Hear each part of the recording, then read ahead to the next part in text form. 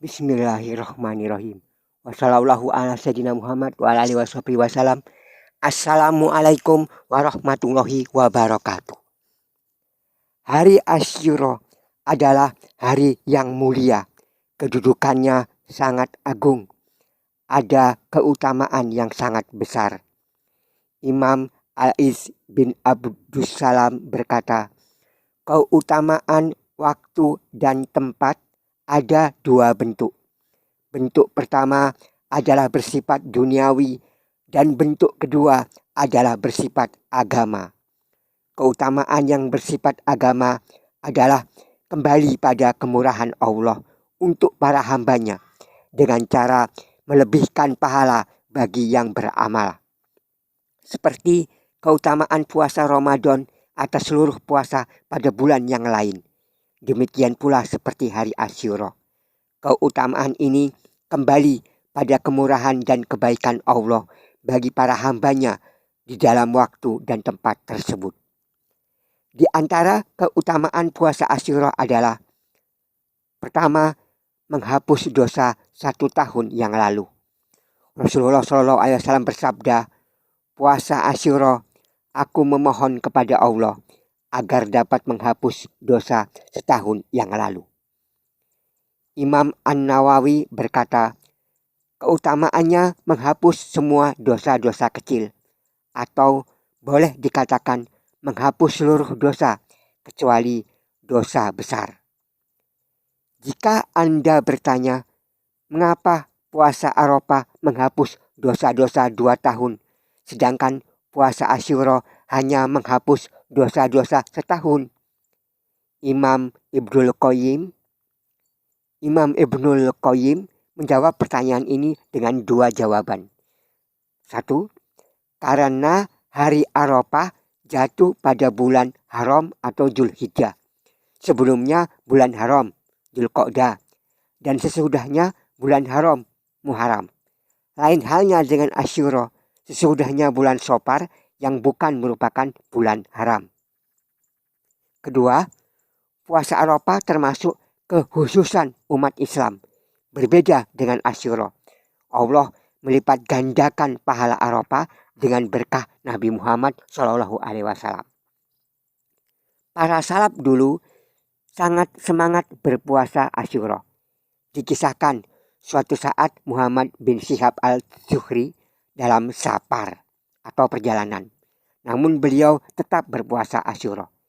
Ditanyakan kepada beliau, kenapa engkau puasa Asyura saat safar, padahal engkau berbuka saat safar di bulan Ramadan? Beliau menjawab, kalau Ramadan ada waktu lain untuk menggantinya, sedangkan Asyura tidak ada waktu lain untuk menggantinya. Ini menunjukkan semangat para salaf dalam memanfaatkan musim-musim yang berbarokah. Semoga Allah menganugerahkan kita semua kebaikan dan keberkahannya. Imam Ibnul Jauzi bercerita bahwa ada sebagian orang pandir atau awam mendengar keutamaan puasa Asyura menghapus dosa setahun. Akhirnya dia puasa hingga waktu zuhur saja. Pas waktu zuhur lalu dia makan. Katanya, cukuplah untukku 6 bulan saja. Yang kedua, Nabi sangat bersemangat untuk berpuasa pada hari itu. Ibnu Abbas berkata, aku tidak pernah melihat Nabi benar-benar perhatian dan menyengaja untuk puasa yang ada keutamaannya daripada puasa pada hari ini, hari Asyura, dan puasa bulan Ramadan. Ketiga, hari di mana Allah menyelamatkan Bani Israel. Ibnu Abbas berkata, Nabi tiba di Madinah dan dia mendapati orang-orang Yahudi sedang berpuasa Asyura. Nabi bertanya, puasa apa ini? Mereka menjawab, hari ini adalah hari yang baik. Hari di mana Allah telah menyelamatkan Bani Israel dari kejaran musuhnya. Maka Musa berpuasa sebagai rasa bersyukurnya kepada Allah. Dan kami pun ikut berpuasa. Nabi Muhammad berkata, kami lebih berhak terhadap Musa daripada kalian. Akhirnya Nabi Muhammad SAW berpuasa dan memerintahkan manusia untuk berpuasa juga. Keempat, puasa Asyura dahulu diwajibkan. Dahulu puasa Asyura diwajibkan sebelum turunnya kewajiban puasa Ramadan. Hal ini menunjukkan keutamaan puasa Asyura pada awal perkaranya. Ibnu Umar berkata, Nabi dahulu puasa Asyura dan memerintahkan manusia agar berpuasa pula. Ketika turun kewajiban puasa Ramadan, puasa Asyura ditinggalkan. 5. Jatuh pada bulan haram. Nabi SAW bersabda, puasa yang paling afdol setelah puasa Ramadan adalah puasa pada bulan Allah Al-Muharram. Bagaimana cara berpuasa Asyura? Puasa Asyura ada 3 tingkatan yang bisa dikerjakan. Pertama, berpuasa sebelum dan sesudahnya, yaitu tanggal 9, 10, 11 Muharram. Dan inilah yang paling sempurna. Kedua, berpuasa pada tanggal 9 dan 10. Dan inilah yang paling banyak ditunjukkan dalam hadis. Sahabat Ibnu Abbas mengatakan, selisihilah kaum Yahudi berpuasa pada hari ke-9 dan ke-10 Muharram. Ketiga, berpuasa pada tanggal 10 saja. Adapun berpuasa hanya tanggal 9 saja tidak ada asalnya, keliru dan kurang teliti dalam memahami hadis-hadis yang ada. Imam Ibnul Qayyim mengatakan dalam Ahkamu Ahli Zimmah, karena puasa Asyura tidak bisa diganti dengan hari-hari lainnya, maka kita diperintahkan untuk menggandengkan dengan puasa sehari sebelumnya dan sehari sesudahnya agar terhindar dari menyerupai mereka. Syekhul Islam berkata, puasa hari Asyura menghapus dosa setahun. Tidak dibenci apabila berpuasa pada hari ini saja.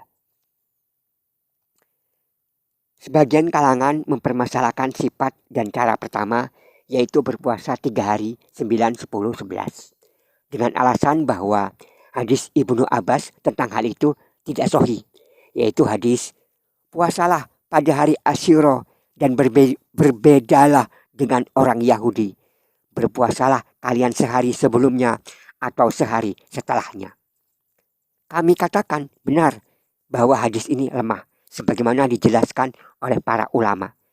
Namun demikian bukan berarti pengamalannya salah, bahkan tetap dibenarkan oleh para ulama karena alasan-alasan lainnya. Adapun alasan para ulama adalah sebagai berikut. Pertama, sebagai kehati-hatian, karena bulan Zulhijjah bisa 29 atau 30 hari. Apabila tidak diketahui penetapan awal bulan dengan tepat, maka berpuasa pada tanggal 11-nya akan dapat memastikan bahwa seseorang menghadapi puasa Tasu'ah tanggal 9 dan puasa Asyura tanggal 10. Kedua, dia akan mendapat pahala puasa 3 hari dalam sebulan, sehingga bisa meraih pahala seperti puasa sebulan penuh. Hadis riwayat Muslim nomor 1162. Ketiga, keumuman dalil tentang anjuran memperbanyak puasa di bulan Muharram, yang mana Nabi Muhammad SAW telah mengatakan puasa yang paling afdol setelah puasa Ramadan adalah puasa pada bulan Allah Al-Muharram. Dan puasa tanggal 11 termasuk puasa di bulan Allah Muharram. Keempat, tercapai tujuan dalam menyelisihi orang Yahudi. Tidak hanya puasa Asyura tanggal 10 Muharram saja, tetapi mengiringinya dengan hari lainnya juga baik, sebelumnya atau sesudahnya. Allahu a'lam. Kelima, telah sahih riwayat dari sahabat Abdullah bin Abbas bahwa beliau berpuasa pada tanggal 11. Dari Ibnu Abbas bahwasanya beliau puasa sehari sebelumnya dan sehari setelahnya. Inilah alasan-alasan para ulama menilai bahwa puasa Asyura 3 hari dibenarkan. Tetapi kalau puasa 2 hari saja, 9 dan 10 saja juga bagus. Atau puasa tanggal 10 saja juga boleh menurut pendapat yang kuat. Semoga Allah memberi kemudahan kepada kita untuk melaksanakan puasa Asyura. Kalau Asyura jatuh pada hari Jumat atau Sabtu, ada hadis-hadis yang berisi larangan menyendirikan puasa Jumat dan larangan puasa Sabtu kecuali puasa yang wajib. Apakah larangan ini tetap berlaku ketika hari Arafah jatuh pada hari Jumat atau Sabtu? Syekhul Islam Ibnu Taimiyah mengatakan, adapun bagi orang yang tidak menyengaja untuk puasa karena hari Jumat atau Sabtu, seperti orang yang puasa sehari sebelum dan sesudahnya, atau kebiasaannya adalah puasa sehari dan berbuka sehari, maka boleh baginya puasa Jumat, walaupun sebelum dan sesudahnya tidak puasa. Atau dia ingin puasa Arafah atau Asyura yang jatuh pada hari Jumat, maka tidaklah dilarang. Karena larangan itu hanya bagi orang yang sengaja ingin mengkhususkan hari Jumat dan Sabtu tanpa sebab. Intinya, maksud hadis-hadis larangan tersebut adalah jika seseorang mengkhususkan. Adapun jika tidak, maka tidak mengapa. Insya Allah, inilah pendapat yang kuat dalam masalah ini untuk menggabung beberapa hadis sebagaimana dikuatkan oleh mayoritas ulama kita. Sekalipun dalam masa Dzulhijjah ini, jika seseorang puasa sebelum Arafah dengan tujuan keutamaan puasa 10 awal Dzulhijjah, bukan penghususan puasa hari Tarwiyah, maka hal itu diperbolehkan. Menarik sekali ucapan sebagian peneliti masalah ini ketika mengatakan, dahulu saya mengikuti Syekh kami Al-Albani dalam pendapatnya yang melarang puasa Sabtu secara mutlak, sampai-sampai saya tidak puasa Asyura dalam beberapa tahun karena saya meyakininya sebagai pendapat yang benar. Namun setelah penelitian terhadap pendapat para ulama dalam masalah ini, nyatalah bagi saya tanpa keraguan bahwa puasa hari Sabtu tanpa mengkhususkan dan maksud pengagungan adalah disyariatkan.